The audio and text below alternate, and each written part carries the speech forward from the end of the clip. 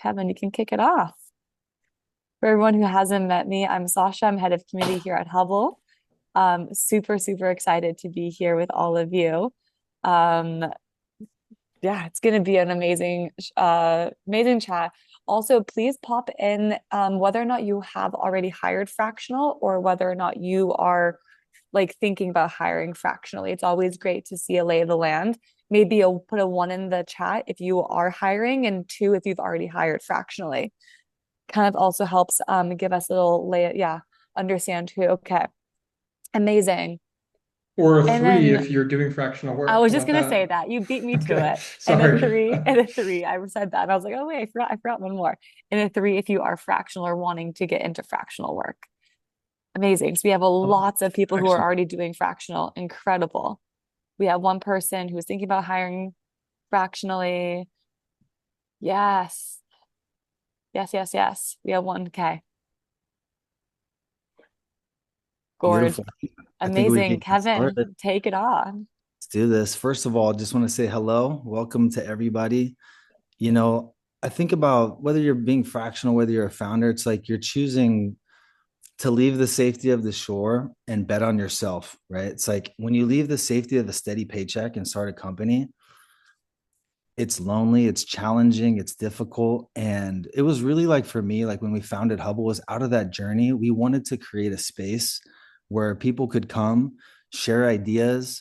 We hear about safe spaces all the time, but like if you choose to go fractional or you choose to become a founder, you face a lot of pressure, right? From our loved ones, from our parents, from our friends. Like, why are you doing this? You're crazy. This is a place for us to come together, share ideas.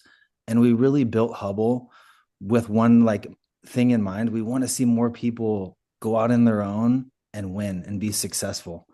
So I'm excited today to learn about fractional, which really, when I started my first company, it was still a thing, but it really wasn't that much of a thing.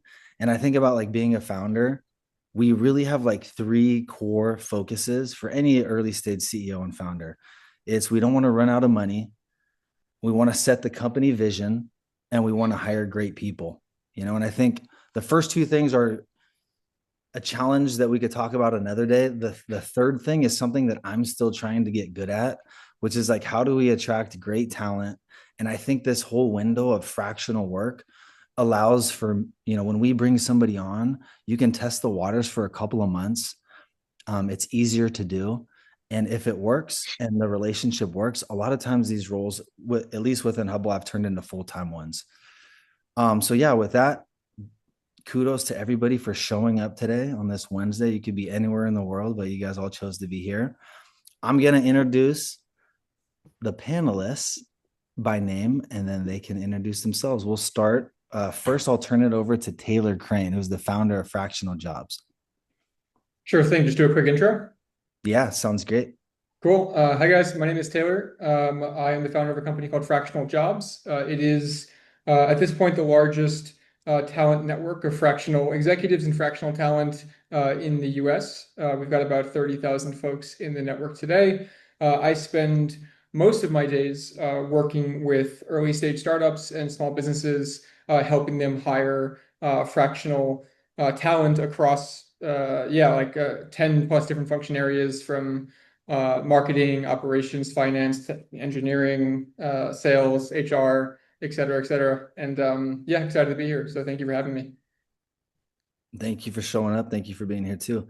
The next panelist that I will introduce is Craig Brown. Thanks, Kevin. Hi everybody. My name is Craig. I'm a fractional product marketer and founder of Troubadour, which is a product marketing consultancy for B2B SaaS and AI startups. I focus on positioning and messaging, but do everything else under the product marketing umbrella. I very much started my career around 10 years ago. And I remember being one of only 350 or so product marketers in the UK. You could do a download on LinkedIn at the time where you could see everybody else that clearly wasn't doing that same job. So we had to build a little community to meet up with one another. But since then, I've built a career as a fractional product marketer, and I now work with VC-backed founders across Europe and North America. So that is me. Beautiful. Thank you, Craig. And the last but not least, the panelist is Emily Hollender. Awesome. Thanks, Kevin. And hi, everyone. Nice to see some familiar faces too. I'm Emily. I'm a consumer marketing VP. I'm currently working fractionally. Prior to going off and starting my consultancy, Next Wave Marketing, I worked full time at high growth consumer startups like Run the Runway, The Wing, and Tia. Now help companies grow without relying on or depending on paid media. So a lot of my work is around community led growth. And I also just love talking about fractional work. I have a course that I teach helping operators make the transition from full time to fractional work. So excited. Yeah, excited to be here. Thanks. Awesome. And the person behind the scenes who's going to be in front of the scenes, he's our partner who's going to lead this conversation. His name is Andy Karuza. He's from NachoNacho. He's the head of marketing over there. He's also an angel investor. He's been a founder for over 17 years. And yeah, I'll turn it over to you, Andy, to introduce yourself, and then we can kick this off. Great. Yeah, welcome everybody. Thanks for making some time today. Andy, the head of marketing over here at NachoNacho. We have a SaaS and AI marketplace with great discounts on every product you could imagine. It's a pleasure to be here today. Been in technology for over 17 years now, and love doing these online webinars because I personally get to learn a lot and interact with a lot of really interesting people. So looks like we have a great panel today.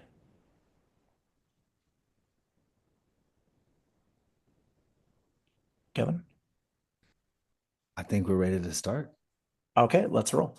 Okay, so let's clear something up right away here. How do you actually define fractional work? Where does this sit in the spectrum between being an advisor, a consultant, or a full-time hire? And why does this distinction matter? Maybe Tyler, this might be a good question for you. Sure, I can start out. So fractional work is part-time work. It's typically paid on a monthly retainer, and it's performed by experts in their field. If we break that down, I think the part-time work part is pretty obvious. The monthly retainer part is a typical norm, although hourly rates are pretty common as well. But the monthly retainer is kind of meant to imply an ongoing, mature, mutual relationship. And then the performed by experts in their fields, I think is kind of the kicker. And it's really meant to communicate how fractional leaders are experts in their field, right? And they come into your company to really level you up quickly. Yeah, that's my preferred definition. Great. Why do you think fractional is such a big deal these days? Like, where did this trend really come from, you think? Yeah, I think I mean it's so like fractional work in some capacity has been around for a couple decades now. I think fractional CFOs really pioneered this this function. But I think it really took the remote like COVID and the remote work wave to really open up the doors for every function to be fractionalized. And so I think that's what we're seeing over the last couple of years is that folks are waking up for a variety of reasons, which I'm sure we'll get into, and saying to themselves like, I think fractional work is the right fit for me, or founders are saying, I think hiring fractional is the right fit for me. And they now have so many more opportunities to hire fractional talent or do fractional work outside of just fractional CFOs. And yeah, largely, I think a big catalyst was COVID and remote work, and then just it's sort of like the vestiges of the end of the Industrial Revolution and like the 40-hour work week being like kind of like this thing that like may not really need to exist anymore, et cetera. So you guys don't do the 60-hour work weeks like that people doing here in New York? We can define a work week however you want, and then yeah, fractional is kind of like the question for that. It's like what does it mean? Like what is good enough, or like what does every single job need to be exactly 40 hours a week or 60 hours a week? Like almost certainly not. I think like in hindsight, if we look back on this time period in like 10, 20, 30 years, we're going to think it's kind of crazy that all of us for the majority of our lives, like just assumed that every job was exactly 40 hours a week. To me, it seems kind of silly. Yeah, the construct of the 9 to 5. I guess as long as you're being productive, it doesn't really matter how many hours you're working. So I guess Emily and Craig, what got you guys into becoming fractional workers? What inspired you to go down this path? Yeah, well, I can jump in and speak to this. I mean, Taylor, what you mentioned about COVID, for me, that was definitely a big catalyst as well. I was working full time at some very high growth VC-backed startups, one of which was a physical space business. Obviously, when COVID hit, business model totally dissolved and it became a really intense time. And 4 years ago, I was laid off. And at that point, too, I realized I was just honestly really burnt out. I was not that excited about joining a full time role. I was interviewing, but I think just had a lot of questions around like, what does my career look like next that I wanted to figure out before jumping into a full-time role next. And I started at the time, I called it freelancing. I was like, you know what? I'm just going to pick up some freelance jobs as a way to buy myself some time and like get some income while I kind of explore and see what else is out there. And a couple of months in, I spoke with a potential client and they were like, oh, hey, we're looking for a fractional marketing leader. And I had never used that term before, but I was like, sure, yeah, that sounds great. I can do that. And I plugged in, and what I thought for me, what was really eye opening was like, wow, everything Taylor you just mentioned around like not feeling like we have to work this traditional 9 to 5. I was like, wow, I can finally focus my work on impact over effort, not about time spent behind the desk, but like, how am I actually moving this business forward? And in chatting with this team, they were at this really critical inflection point where they were physical space business taking, their number of locations from 5 to 25. And I had seen that film before. Like I saw that play out at my previous companies and knew that I could plug in and deliver a lot of value during that specific time for the business.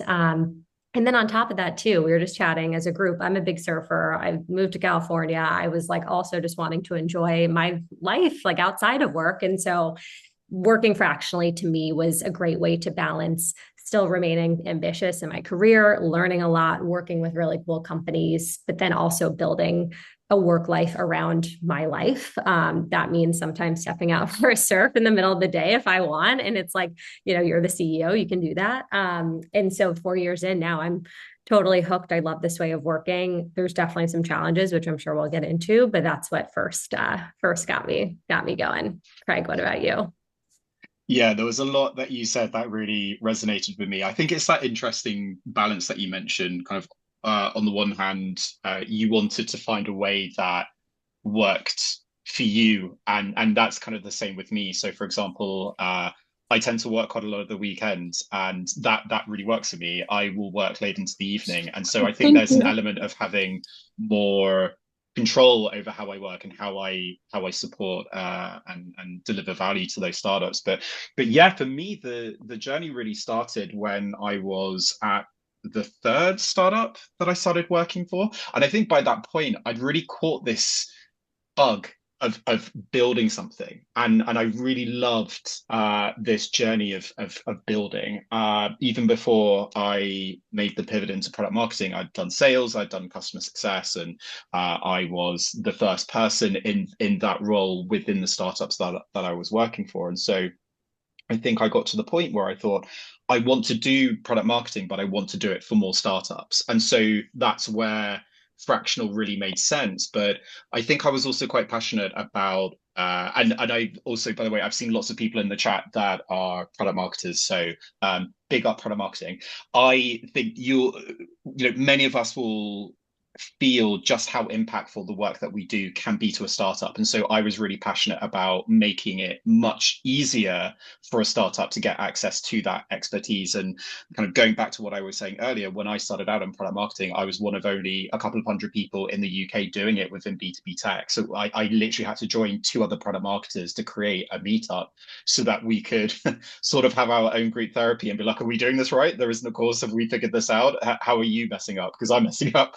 And I think that, yeah, there was definitely that moment of I want to do more of this, but I want to do more of this for startups. And I'd already always had that vision of wanting to build an agency, build a consultancy business off the back of it. And so I'm very much on that journey now. So I do some consulting projects, but I also do fractional work. I've been doing that for many years. And yeah, as you say, Emily, it allows me to work the way that I want to work, even though I probably work more than I ever have. But that's my definition of freedom.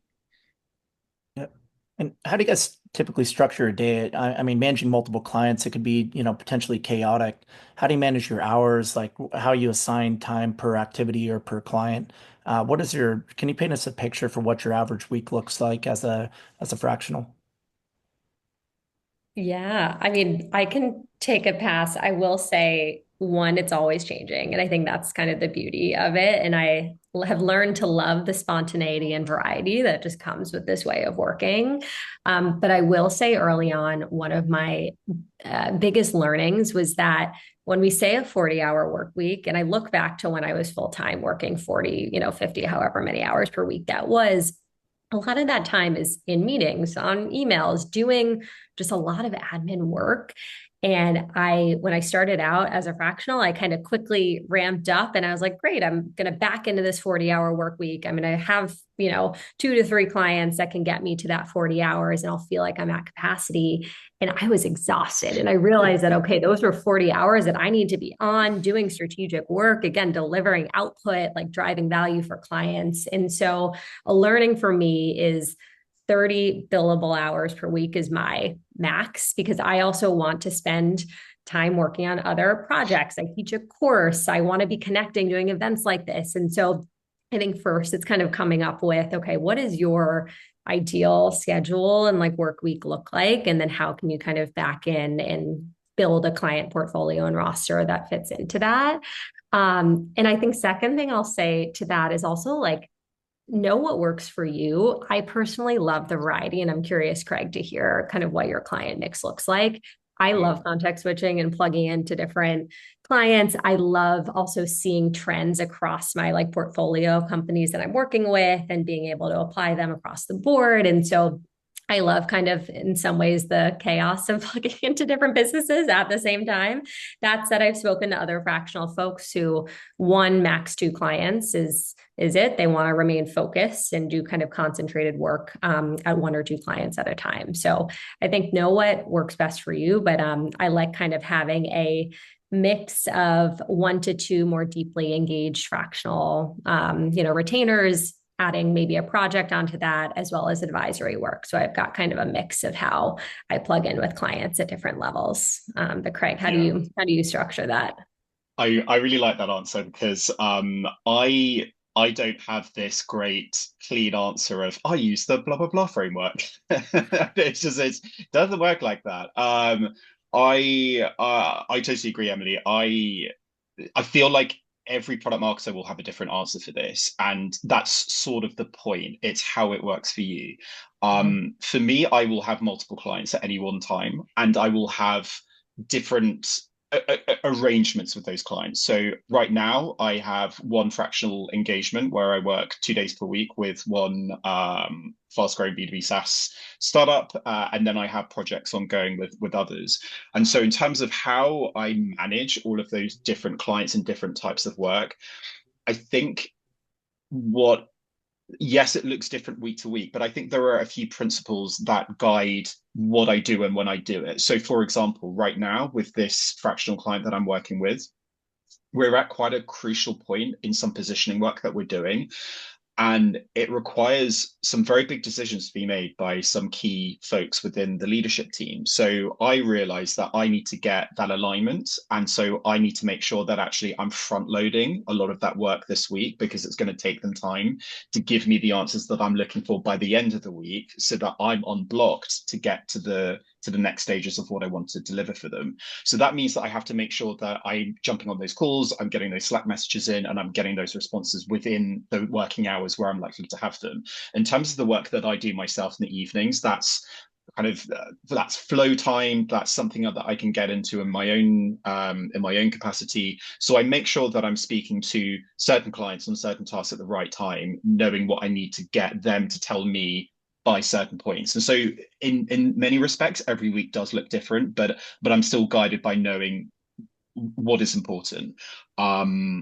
So yeah, I think that's the beauty of fractional. And as you say, Emily, I know some fractional kind of product marketers, fractional sales leaders, for example, that will say, I only work with one client 2 to 3 days a week. Others like to have their portfolio. I prefer the portfolio approach. I think everything's valid.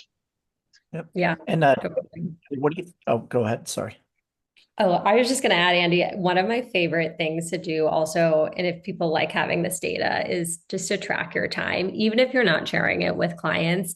I use this tracker called Toggle. It's totally free. It's running right now. So I'm going to code this to like my networking, biz dev, whatever category that I've got.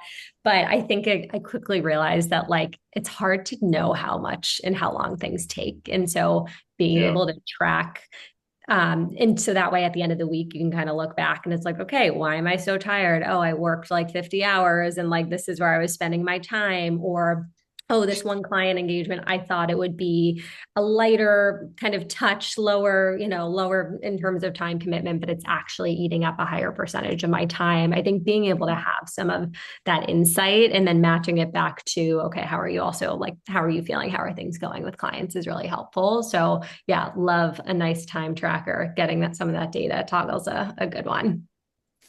Great tip there. Yeah, in terms of benefits and maybe potential downsides for being a fractional, it sounds like work-life balance is an obvious benefit. Maybe a downside could be that you might have a really chaotic schedule, maybe you overwork yourself. Got to make sure that you find time to be able to surf during the day. I'd love to hear the panelists' opinions on, what are some of the benefits, some additional benefits for being a fractional, and maybe what are some of the inherent downside risks too that a lot of people don't consider before they start getting into it? And we'd love Taylor's feedback too on this one from more of a macro level too, since he sees a lot of fractionals on a daily basis. Yeah. So I mean, like Emily and Craig, do you want to add your perspective first, and then I can kind of round it out, or what's your Yeah, for sure. go for it? I love this question because I think um, it depends on what gets you excited about the kind of work that you're doing. So a benefit for me could be a downside for somebody else, but I'll give you my perspective. And I think one of the benefits is that I get to focus on doing more of the work that I find satisfying, but that I also think moves the dial more for the client. So, for example, as a product marketer, I could spend a lot of time doing a lot of content creation, but the reality is I don't enjoy it as much. Someone else will love that work. You will speak to a different product marketer, a different salesperson. They will all tell you that they love doing something different. So I get to focus on the things that I like. But also as that fractional leader, you're not just focusing on execution, you're focusing on strategy, but it's also the cultural observation of how that startup works. So when I go and work with founders and senior teams, I'm seeing where the dysfunctions are, for example. And that's something that another fractional person might not want to get involved in. And so that sounds like my worst nightmare. But I quite enjoy getting to grips with some of these really fundamental structural challenges and seeing, for example, where teams are working in silos and how we need to bring people together. And where there are massive differences of opinion and how you actually get that buy-in, how you get people on board. For me, that's really satisfying work. And I see that in the client as well. They really appreciate that.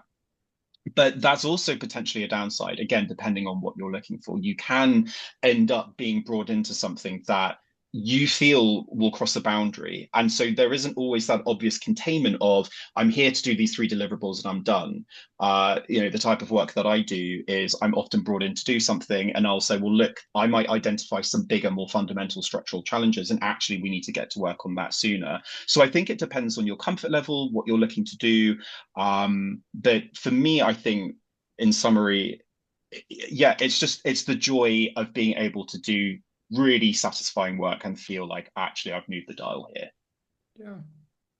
Emily, you go next. Sure. I love that, Craig. And I think for me, one of the biggest benefits, I mean, to be honest, when I was working full time, I had a pretty unhealthy relationship with work. I feel like my company that I was working at was like my identity. I was like pouring everything into that. And I think one of the biggest benefits with being a fractional leader now is I feel like I am able to show up as this true strategic partner for clients. And I'm also, yeah, able to do that on my own terms and kind of create a business that's mine, not somebody else's. So I think that entrepreneurial element for me has been one of the biggest kind of upsides and like just fun challenges of this way of working. And I think and I'm curious, Taylor, to get your thoughts on this. I think what I've seen both for myself and then like successful fractionals out there too is that they're treating this like a business. Like I now consider myself a founder. Like we are operating a business. We are CEOs, founders figuring this out. And I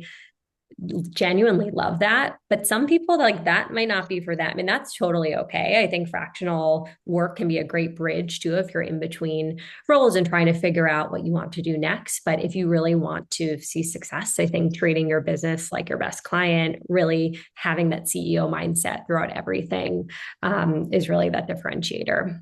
Taylor, what are your thoughts? I thought it would be smart to have Emily and Craig go first, but then Emily in particular stole my answers. So now, but I'll add maybe some additional perspective. Like for me, like and this is speaking personally because I used to do fractional work as well. But then just in talking to so many fractionals, I think the benefit that speaks the most to me is you are an entrepreneur now. Like you are a business owner, and it's so cool. It's like, and it's also like, I mean, if you have ambitions of starting a company that's more than just yourself, like this is an amazing half step towards doing that. You learn so many things about being a business owner without certain other challenges, like having to raise venture capital and just kind of like being a business owner on a hard mode. And so you are a business owner. You have to think like a business owner, and it's like a half step towards like other certain types of businesses, like venture-backed businesses, for example.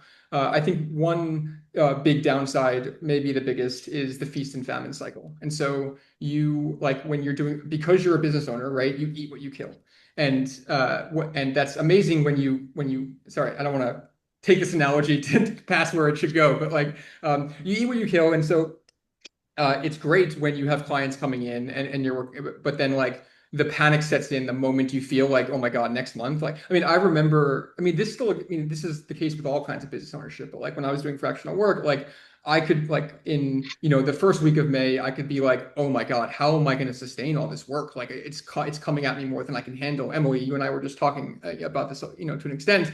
And then literally the next week, I'm like, oh my God, June is empty. Like, what am I gonna how am I gonna eat? Like, what am I gonna do? And like, there's like an anxiety that happens when you're doing fractional work, and again, other kinds of business ownership. That part of it is logical, but part of it is just like in your head. But that anxiety is like it takes a lot of time to deal with and get over, and maybe you never actually get over it. So that's one big downside. I have one more benefit that maybe I can offer that I think is interesting. It's like, and this comes a lot from when I was doing fractional work as well. When you're looking for full-time work or you're doing full-time work, as Emily said, like it kind of becomes your identity, and you want to make sure that company is like in line with your identity. When you're doing fractional work, because now you're a business owner that sells your own services, right? And so like, I mean, I work with a couple of clients. I hope they're not listening here. They don't mind me saying this, but like that I would never in a million years join full time. But like I was like, hell yeah, you want your help with products? Like I can lead your product. It's amazing. Like I'd love to help you. But like I would just not, I wouldn't do it full time. But like I'd love to help you in a fractional capacity. And so I think that's a cool benefit too, is like you get to work with companies, maybe not even startups. I see a lot of folks from the tech world going to help SMBs in a fractional capacity, and like it's not companies they would probably join in a full-time capacity, but they'd be super down to help fractionally, and it could be super fun. So there you go. What are your guys' recommendations in terms of how do you set the relationship right and the expectations right up front from the fractional side, but also from the hiring side to ensure that it's successful? What tips would you offer somebody getting hired as a fractional to ensure that they're setting expectations right? And then from the hiring side too, how to set the right expectations. Obviously, you're not getting a full-time employee here, so there's some give and take there. What do you guys have to say about that, say from the hiring side, but also from the practitioner side? I can jump in if you guys want me to start, but we'll Yeah. probably all be saying some variety of something quite similar, which is like I think the big way that alignment happens is at the proposal phase. So it's always happened, but it's most common when if you're pursuing fractional work or you're trying to hire someone fractionally, is the candidate or the fractional leader is going to put together a proposal, which basically reflects like what their expectations are of what the work is, what problems need to be solved, what they're going to bring to the table, and the proposal is not just a moment in time, it's a phase and it's a discussion, and it starts a discussion and then the proposal gets refined. And so that is like by and large, it's even more important than the contract, in my opinion, which is like the legal document. The proposal is like it's kind of like your word. It's like what you're expecting to happen and what the shape of the engagement is going to look like. And I think most of the time engagements go south when there was like and it could have been stopped or mitigated if it was discussed up front in the proposal phase. So I have plenty more to say, but I'll stop there and I'll let Emily and Craig maybe chime in or extend that. I 100% agree. And I think what's interesting is when I've looked back at engagements that have been more challenging, it was never because of specific outputs or deliverables. It was more the nature and the sentiment of how the partnership was meant to work from one another's perspective. I've been in situations where they've had a very clear idea of what an output should look like, but I'm there as the partner trying to be the expert to say, listen, there are actually other bigger challenges that we need to work on here. And if we don't work on those other challenges, actually this output that you're looking for isn't going to be at the standard that you want it to be. And in fact, what you think good looks like is frankly irrelevant, because what we're looking for is not something that sounds nice or, in a product marketing perspective, something that looks nice on a website. It's something that actually works to bring more customers into your organization. And so and I think this will depend on your fractional specialism, but certainly something that I do is a little bit of education around what my role is and what I do right at the beginning. And then I set the terms of what a good partnership looks like. What does clear feedback look like? What do I expect from them, as well as what they expect from me, and how their participation is just as crucial as what I deliver for us to produce something that is really valuable at the end of our engagement, whether that's a project or whether that is an ongoing fractional relationship. So I think really setting those partnership terms at the beginning is something that I've learned is really impactful. Yeah, I love that, Craig. I feel like honestly, a lot of our job is expectation setting. Like Yeah, we are it is. working with, a new client for the first time. We've never worked together. We've got big goals ahead. A lot of it is like, how do you get the work done? Something I've started doing, one, just in the kickoff call, like explicitly carving out time to talk about ways of working. And it's like, what does success look like here? Like, how do you want to work together? How do you want to receive updates? Like, just truly like putting it all out there from the outset to make sure you're on the same page, because I think we carry a lot of assumptions around like what the work could look like based on our previous experiences. And I think that's of course valuable and why we're there. But just making sure we're in lockstep with the client throughout is key. I also love a good weekly update of like, hey, here's what I did this week. And like managing up, thinking about like all the skills we learned when we were full-time and like managing our manager. Like that's a lot of what I've kind of invested in and focused on, because at the end of the day, I think when people don't have information, they make up information around what's going on or what they think is working. And so kind of driving that narrative is so key. And I think just going back to the proposal phase and everything you were chatting about, Taylor, I also think it's important to remember that like, unlike full-time hiring, you're also interviewing the client. Like this is a two-way street. And I know, and going back to that like feast or famine fear, it can feel like we want to say yes. Okay, this client's right in front of me. This is money. Like I want to say yes, but I encourage you to like think about, okay, what is your vetting framework for new clients? And how do you make sure you've got those like red flags and green flags? Because every time I've like sensed a red flag in the process, like I was right. And I probably shouldn't have said yes. I should have trusted my gut and not move forward. And so in the chat, like when do I say no? If I feel like, for example, a lot of the work I do, it's like, marketing can't just work overnight. It takes an investment and it takes time. So if somebody is like, I want us to go viral, they don't really see the value of like relationship building and community marketing. I think if their philosophy around, again, what success looks like is not aligned with my approach, then like, that's where I'm like, you know what, this doesn't feel like it's a fit. I can recommend other great folks who might align more with your vision. But I think open communication and like expectation setting is key across the board. And what's the trigger moment for a founder to really go look for a fractional? When do they know that they need one? And then maybe from the practitioner side too, how can you identify opportunities at companies? Maybe like maybe they go from C to Series A. Where can a fractional identify an opportunity potentially to reach out to a company and maybe acquire a fractional role? Do you have any tips on that?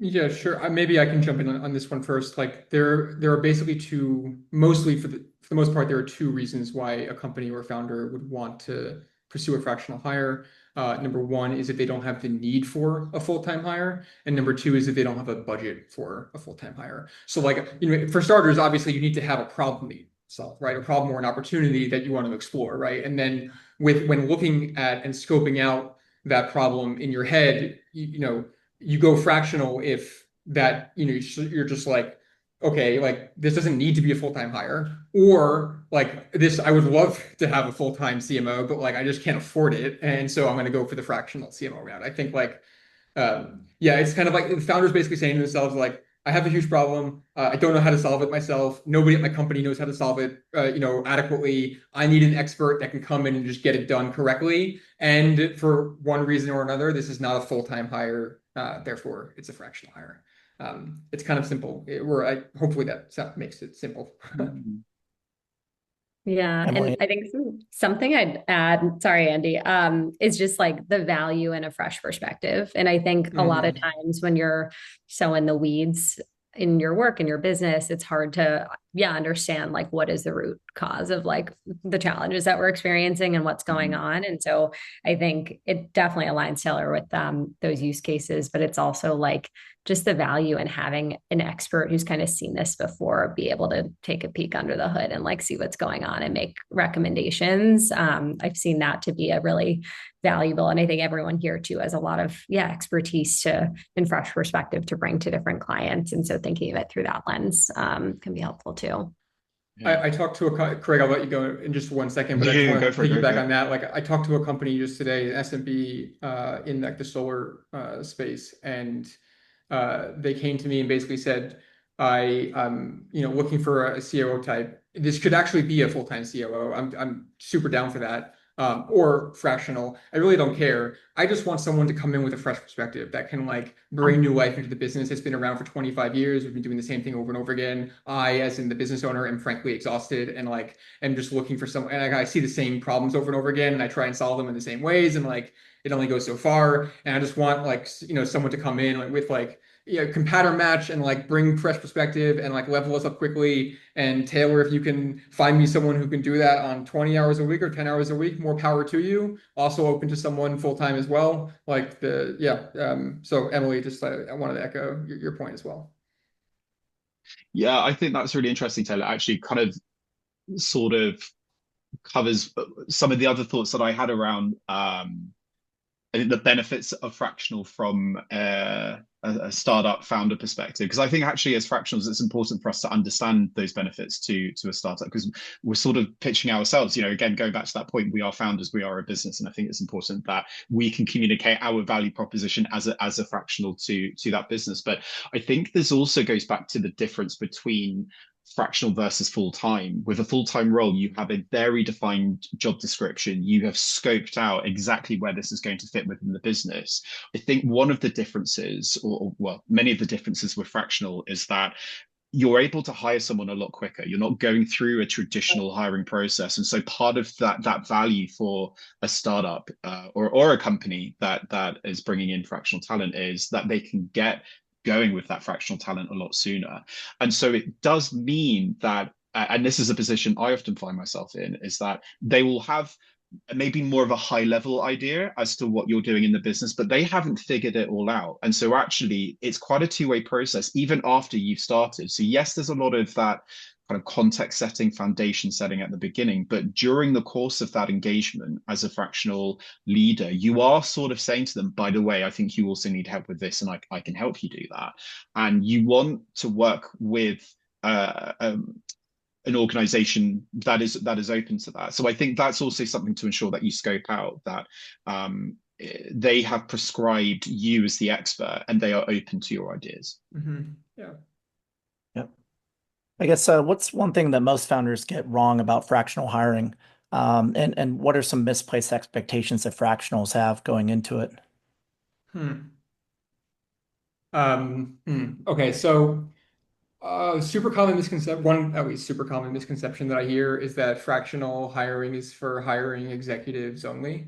Um, and then the next step for that founder is to say, okay, executive, that means like super high level advisory, managerial, hands off. They haven't done actual work. I'm exaggerating, but they haven't done actual work in like 10 years, et cetera. I talk to so many founders who are averse to the idea of fractional hiring only because they think it means, in their mind, an executive that is going to be hands off, which maybe a lot of us on this call, maybe not. I don't want to make assumptions, but like it's certainly not true. Like in fact, most of the fractionals that I work with in the Fractional Jobs network are super hands-on, so I mean that's maybe one misconception. Another misconception that I hear a lot is like, or concern is uh, oh, if they're working fractionally, if they're working for me 10 hours a week, like they're not going to be bought into the vision. They're not, like it's like they're not going to think about me in the shower, me being like the company, right? Which is like,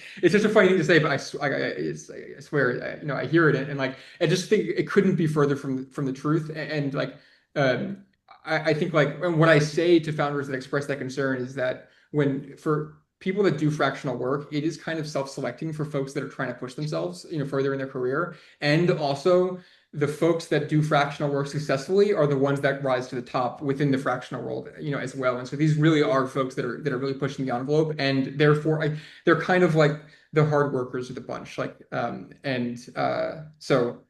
just another misconception. There are many more, but those are the two that feel most top of mind for me. Yeah. Oh, Taylor, you have all the good intel. I would love Hmm. separately to hear more about some of the Yeah, stories. yeah. Yeah. But it's interesting too, because I think depending on your industry, fractional, like I know certain industries where this word fractional hasn't yet totally made its way there. People are not yet comfortable with that. And so part of the sales process is not just getting comfortable and building that trust around the value you can bring, but also kind of getting folks bought in on this way of working. Because for some, it might be a lot newer. I've just seen, I feel like this word consultant too, like sometimes connotes that like you're just doing the strategy, doing the deck, and you're hands off. And so Taylor, to your point, I agree with that around like, this isn't just strategy, but it's hands-on execution and bringing things to life too. So totally agree. Yep. Craig, any insights there? I have very little to add. That was very comprehensive. It's just like it's kind of always the danger of two epic people on the panel. So yeah, So that was pretty good. I guess this might be a good one for you. What are some of the opportunities, I guess, that are emerging for fractionals? Is there any specific roles that you guys see are becoming more popular? And ultimately, where do you see fractional work heading? Is this are we just in a moment of time, or is this a structural shift for how hiring is done? I'm actually happy to kick this one off. I I feel like more and more I get requests from other, I don't know, people that I know running teams full time, looking for a fractional, so on and so forth. And I'm like, oh, I don't know a fractional customer marketing manager. There might be fractional customer marketing managers on this call. If you are that, please reach out. It would be great to know you. But I will get requests either from clients or people in my network, and I feel now there is more of an openness to fractional that didn't exist before. But I was also looking at data from Carter, and they were talking about how the average size of a seed and a Series A startup now is much smaller than it was compared to even 3 years ago. And sure, AI is going to play a part in that. But from what I see, a lot of startups are building teams that are fractional. I work for a startup right now, and I think out of the 10 people on the marketing team, six of them are fractional, including myself. So this is something that I think is structural. I think this has become institutionalized for certain types of organizations, and I think it's here to stay. The benefits really work both sides, and the ability for startups to get access to great talent much earlier on And in a way, if I also think about the type of roles that startups were hiring a few years ago, I think has changed. Startups were always looking for sort of generalist roles at mid-level, a generalist marketer that could do 20 different things. Now they're looking for someone like Emily, for example, who is a leader and works at very specific companies. Like, that's an experience that you will pay in order to bring into the organization now and know that that person can hit the ground running. Or you will get a product marketer or someone that does SEO or someone that does a particular type of enterprise sales, because instead of bundling that within a broader role, you just need that kind of expertise, but get it for 1 day or 2 days a week from someone that specializes in doing that. So I think there are a lot of benefits that people are really clocking onto. Yeah. And I'm sure Taylor, you've got stats in the audience you've built with fractional jobs. I feel like can just back up how much this industry and space has been growing. I mean, I'm very bullish. I feel like fractional is here to stay. And I think the future of work is just it's flexible. And I think with AI as well, like we're all trying to figure out and adjust to this kind of new way of working more efficiently in this new pace. And I think fractional fits really well within that.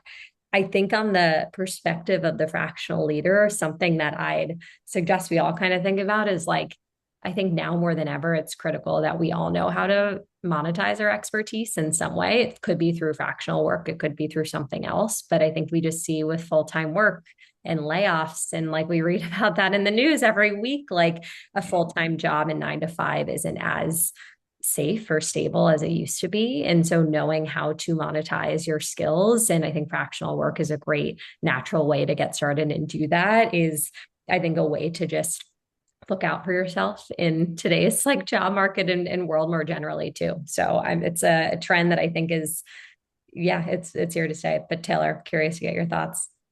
I was briefly distracted in the chat because someone asked if as a business owner there's a marketplace where they can use to find a fractional executive, and was just providing my my answer there. But so yeah, I think like there's you guys have both touched on I think good answers to, like, broadly speaking, where I think this trend is going. Maybe some unique insight I can provide is on like the data that I'm seeing with respect to like what function areas, for example, are growing, and like so like I'll start with this. Like, it's a common question, like, are only certain functions like able to be done fractionally, like marketing, finance, operations, or is it all functions? I strongly believe it's all functions.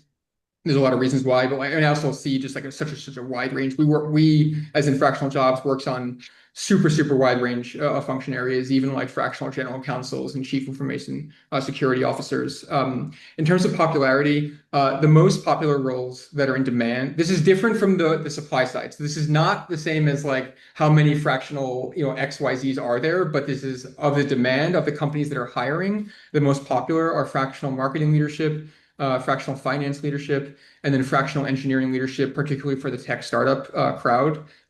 That's been the most popular three since I started fractional jobs like 2.5 years ago, and it's still the most popular three today. But I'll give a special shout out to the operations function, the sales function, and the HR function. I'm seeing like significantly more of these. And I could see those breaking into the top three, at some point in the near future. There are plenty of other function areas. Like my own function area was product. I used to be a fractional head of product. It is, definitely not in the top list. Like it is far. It is pretty close to the bottom, if I'm being honest.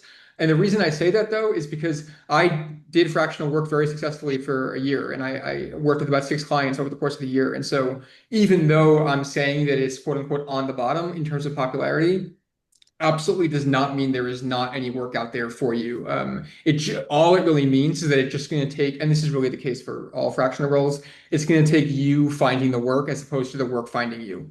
And when I say you finding the work, I mean for the most part, leveraging your network and doing the work to find those opportunities.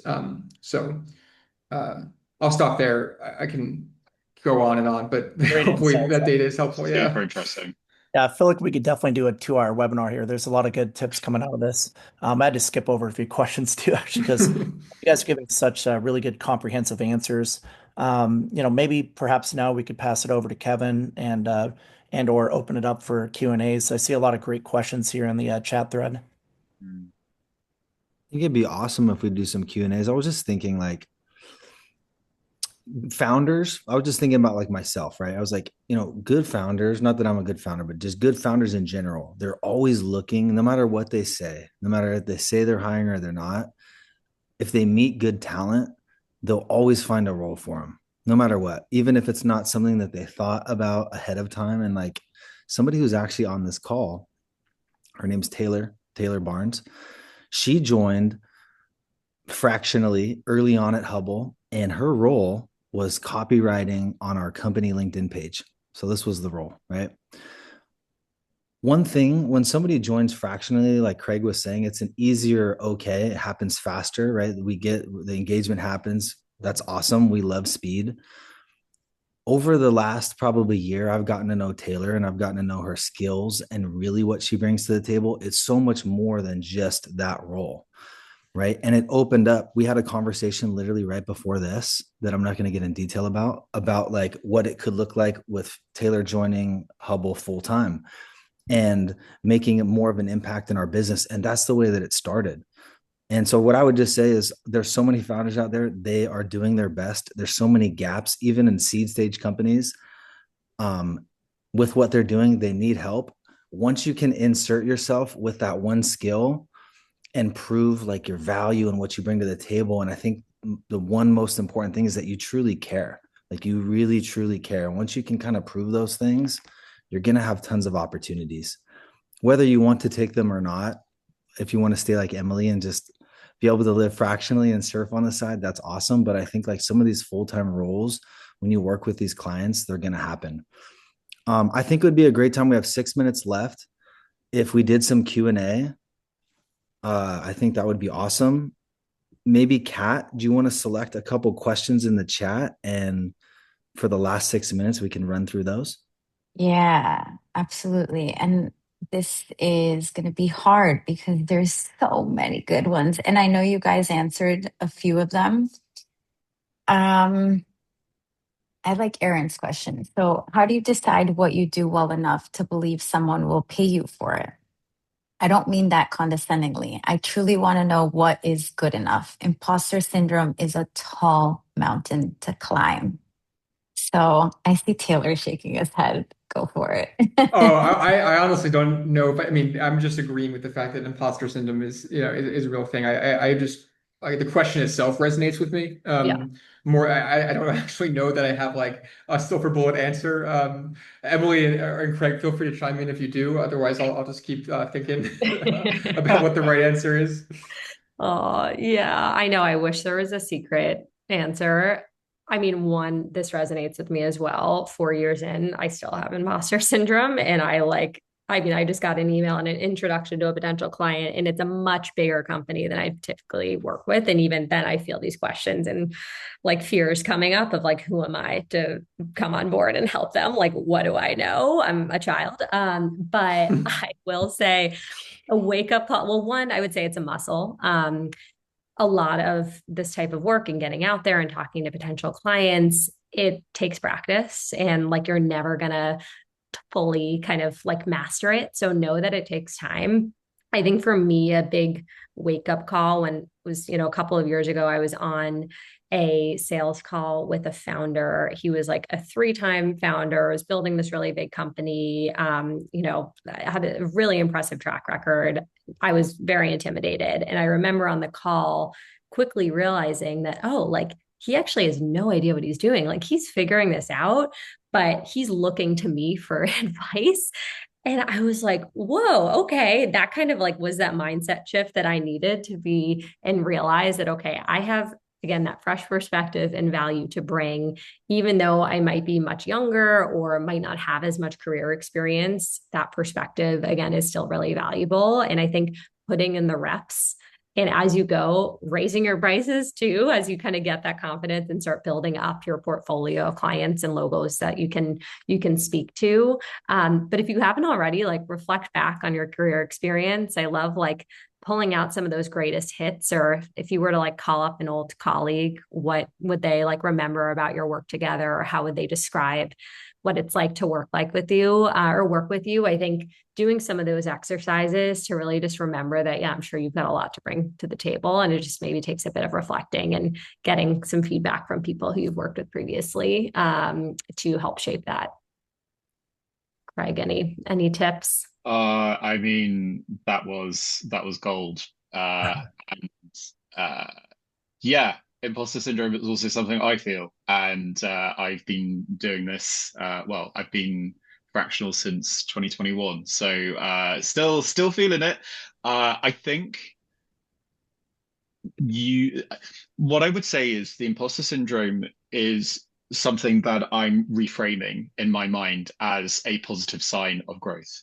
And I only tend to experience imposter syndrome if I'm stepping outside of my comfort zone because, for example, like Emily said, it's a huge company, or you're working with these kind of like insanely accomplished people, or maybe they've got, huge profiles in the industry, and you're just like, oh my God, what am I doing here working with these people? But it it's something that I see now as a signal of, oh well, okay, I'm in new territory here, and that's a cool thing.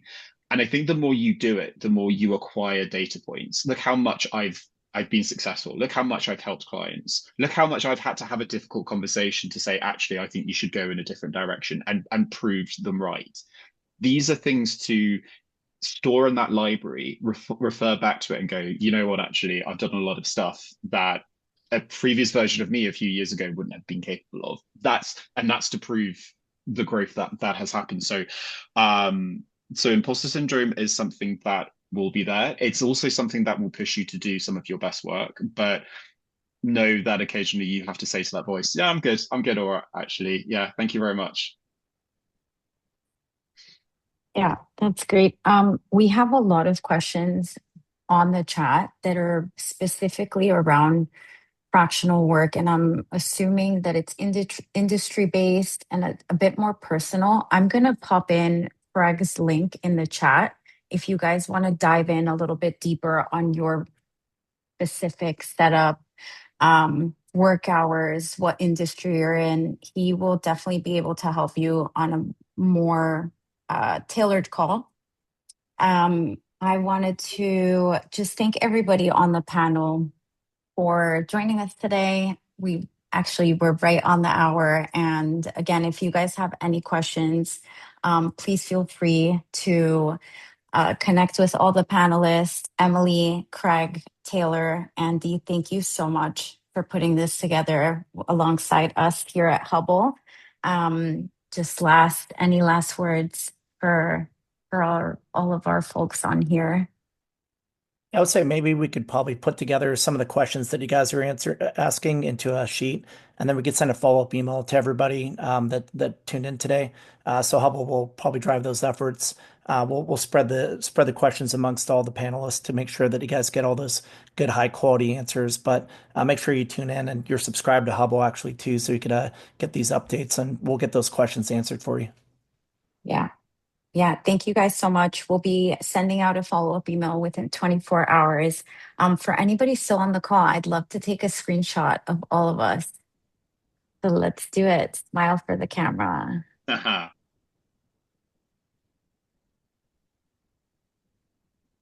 Cool. Perfect. Got it. Thank you, everybody, for joining. Thanks, guys. Thanks, everyone. Thank you, guys. Thanks, everyone. Have a great day, everybody.